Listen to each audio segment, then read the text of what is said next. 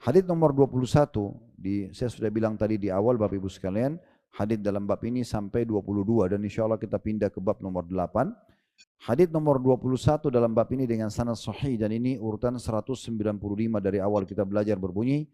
Dari Uthman bin Affan radhiyallahu anhu, dari Nabi SAW beliau bersabda, "Man atammal wudu'a kama amarahullah, fas-salawatul maktubatu kaffaratun lima bainahunna."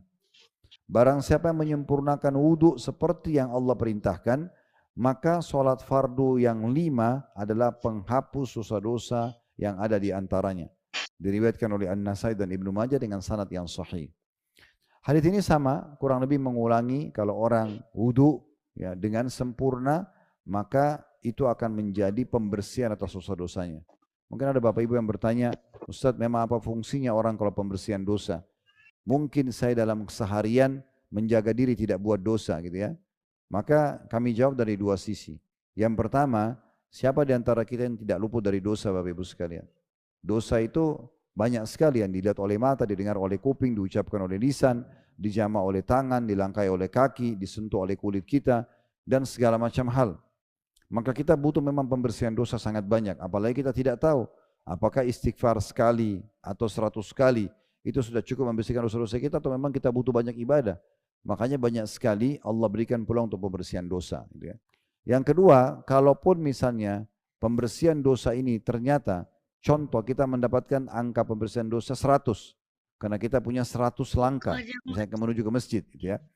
Dan ternyata dosa kita cuma 70, maka 30-nya itu dicatat sebagai tambahan pahala.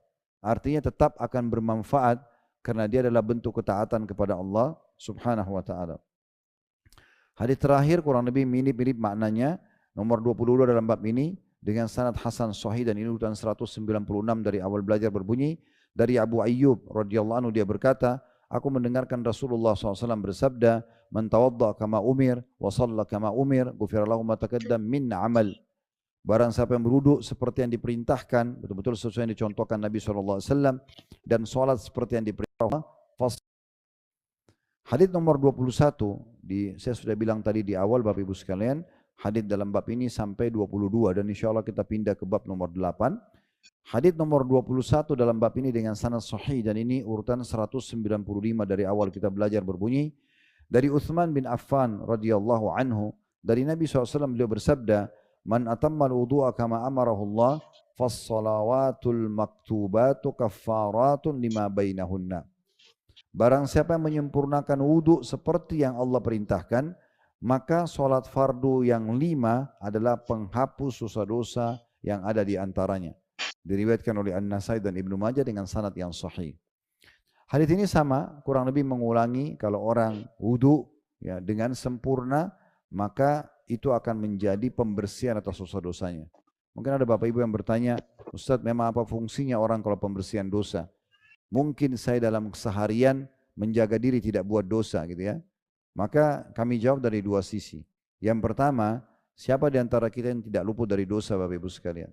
Dosa itu banyak sekali yang dilihat oleh mata, didengar oleh kuping, diucapkan oleh lisan, dijamah oleh tangan, dilangkai oleh kaki, disentuh oleh kulit kita, dan segala macam hal. Maka kita butuh memang pembersihan dosa sangat banyak. Apalagi kita tidak tahu apakah istighfar sekali atau 100 kali itu sudah cukup membersihkan dosa-dosa kita atau memang kita butuh banyak ibadah. Makanya banyak sekali Allah berikan peluang untuk pembersihan dosa. Gitu ya. Yang kedua, kalaupun misalnya pembersihan dosa ini ternyata, contoh kita mendapatkan angka pembersihan dosa 100.